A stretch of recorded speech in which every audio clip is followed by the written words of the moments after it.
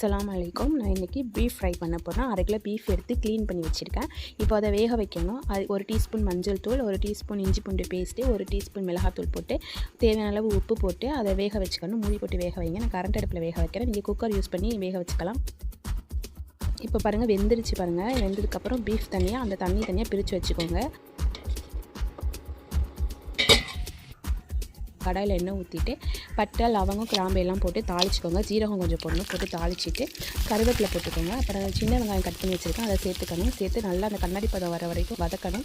வதக்கினதுக்கப்புறம் இந்த கொத்தமல்லி இலைலாம் போடுங்க. கொத்தமல்லி இலை போட்டுட்டு உப்பு தேவை, நம்ம கறி வேக வைக்கும்போது கொஞ்சம் உப்பு போட்டோம். இப்போ அதுக்கு தேவையான உப்பு கொஞ்சம் போட்டுக்கணும். இஞ்சி பூண்டு பேஸ்ட்டு 1 டீஸ்பூன் போட்டுக்கோங்க. போட்டு நல்லா வதக்கி விடனே அந்த வெங்காயம் வந்து நல்லா ப்ரௌன் கலரில் வர வரைக்கும் வதக்கிக்கோங்க. பாருங்கள், எண்ணெய் பிரிஞ்சு வந்துருச்சு. நல்லா வெந்திருக்கு வெங்காயம், நல்லா கண்ணாடி பதம் தெரியுது. இப்போ வந்து 1 டீஸ்பூன் கரம் மசாலா, 1 டீஸ்பூன் காஷ்மீரி மிளகாத்தூள், 1 டீஸ்பூன் மல்லித்தூள் போட்டிருக்கேன். இப்போ நல்லா கிளறி விட்டுக்கோங்க. கிளறி விட்டு லைட்டாக அடி பிடிக்கிற மாதிரி இருக்கும். கரண்டி வச்சு நல்லா கிண்டி விட்டுக்கோங்க. அடி பிடிக்காமல், அடி பிடிக்க தான் செய்யும். அந்த டைமில் வந்துட்டு பீஃப் வந்து நம்ம தனியாக எடுத்து வச்சுருக்கோம்ல, வேக வச்சு அதை போட்டுக்கணும். அதை போட்டு நல்லா கிளறி விடுங்க. பீஃப் வேக வச்ச தண்ணி தனியாக எடுத்து வச்சுருந்தோம்ல, அந்த தண்ணி நம்ம வந்து இப்போ யூஸ் பண்ணணும். இந்த பீஃப் நல்லா கிளறி விட்டதுக்கப்புறம் அந்த தண்ணி பாருங்கள், நல்லா கிளறியாச்சு. இப்போ வந்து அந்த தண்ணி தனியாக எடுத்து வச்சோம்ல, அந்த தண்ணியை எடுத்து அதில் சேர்த்துக்கோங்க. சேர்த்து நல்லா வந்து கிளறி விடுங்க. நல்லா கிளறி விடுங்க. நல்லா கிளறி விட்டுட்டு அதுக்கப்புறம் மூடி போட்டு மூடி வச்சு ஒரு 5 நிமிஷத்துக்கு, ஒரு 5 நிமிஷம் மூடி போட்டு லோ ஃப்ளேமில் வச்சுருங்க.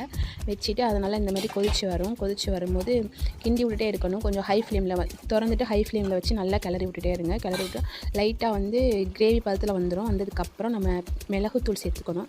காரம் எங்கள் வீட்டில் நல்லா சாப்பிடுவாங்க, அதனால் கொஞ்சம் எக்ஸ்ட்ரா போட்டிருக்கேன். நீங்கள் காரத்துக்கு தக்கன போட்டுங்க. மிளகுத்தூள் போட்டுட்டு கொத்தமல்லி இலை தூவி விட்டு நல்லா பிரட்டுங்க. நல்லா பிரட்டிகிட்டே இருக்கணும். அதை கிளறி விட்டுட்டே இருக்கணும். கொஞ்சம் விட்டால் பிடிச்சிரும்.